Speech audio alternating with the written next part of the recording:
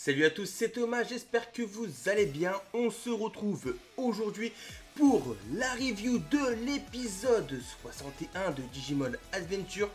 Et oui, déjà 61 épisodes, il était temps au vu de ce qu'ils ont fait de la licence Adventure. Pour ceux qui me suivent sur Twitter, vous connaissez déjà mon avis sur le reboot.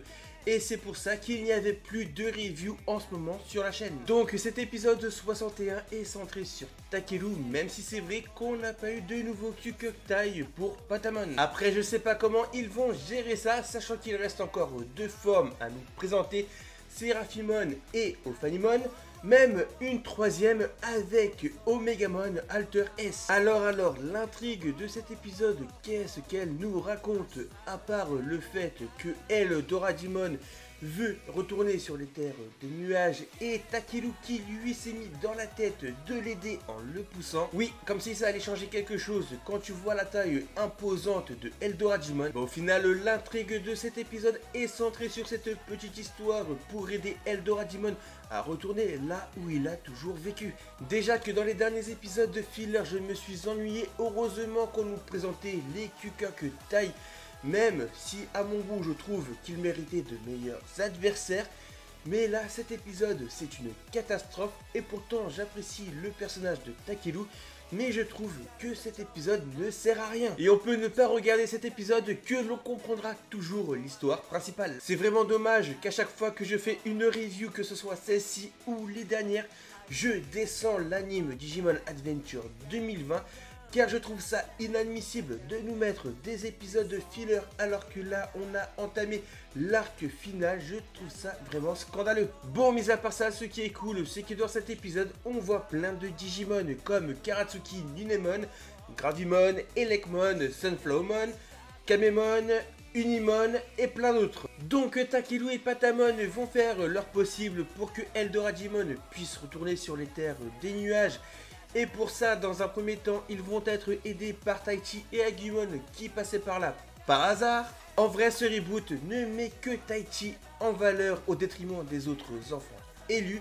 Et là où de base c'était mon perso préféré, la Toei a réussi à me le faire détester, du moins cette version là. Du coup nos héros vont tout faire pour essayer de pousser Eldoradimon en utilisant le Mega Flame de Greymon et le Duoken de Leomon qui va servir de propulseur. Mais cette méthode ne marche pas. Ils ont même essayé de tracter Eldoradimon avec une corde et le Trident Arm de Metal Greymon. Mais c'était le même résultat, Eldoradimon faisait que retomber. Par chance, les Digimon qui étaient présents à leur côté, en voyant leur détermination, sont venus les aider, sauf un, c'était Gravimon. En même temps, vu son pouvoir, l'épisode aurait fait 2 minutes. D'ailleurs, on a un petit échange entre Takeru et Gravimon qui lui ne comprend pas pourquoi Takeru se donne autant à fond pour aider Eldoradimon, pour retourner dans les terres qu'il a toujours vécues, sachant que lui et les Digimon qui sont présents à leur côté ont perdu leur habitat. C'est là que Takeru lui répond que lui aussi aimerait rentrer chez lui, du moins plus précisément l'époque où sa famille était encore unie, car depuis ses parents ont divorcé.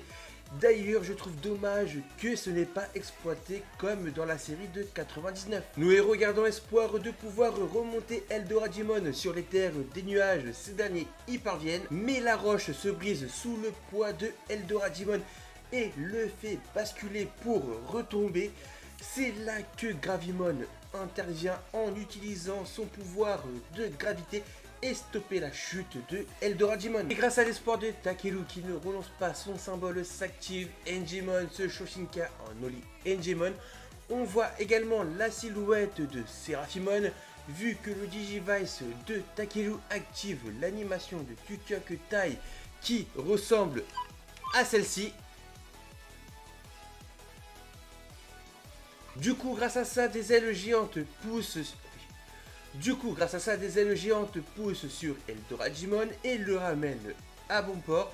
Et l'épisode, lui, se termine sur le Digivice de Takeru qui a accompli sa quête car la boussole laisse place au symbole. La semaine prochaine, on retrouvera Taichi et Sora qui feront face à un Tyakumon. Pour conclure, j'ai qu'une hâte, c'est que ce reboot se termine.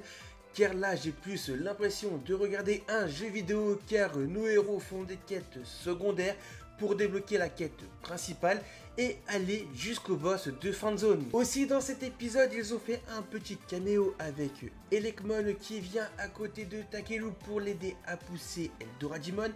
Mais là où en 99 ils avaient une relation de par la ville des bébés, là où les Digitama viennent éclore, là il n'en est rien. Maintenant il ne reste que 5 épisodes avant la conclusion de ce reboot de Digimon Adventure. Et pour me faire dire vivement que ça se termine, il faut le faire. Moi qui de base était tellement hypé à l'annonce de ce reboot, ma hype n'a fait que redescendre depuis l'épisode 10. Quand j'ai vu l'annonce du reboot de Digimon Adventure, je m'attendais à regarder Digimon Adventure.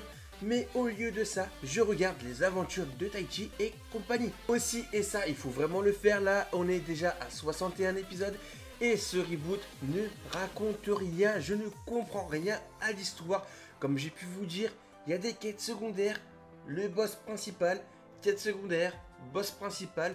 Du coup, l'histoire est sans dessus-dessous. Bon, je pourrais en parler des heures, mais comme j'ai pu vous le dire dans une de mes reviews de Digimon Adventure 2020, à la fin de ce reboot, je ferai une vidéo bilan sur la globalité de ce reboot de Digimon Adventure avec des invités. Et d'ailleurs, si vous voulez participer, n'hésitez pas à me contacter sur Twitter.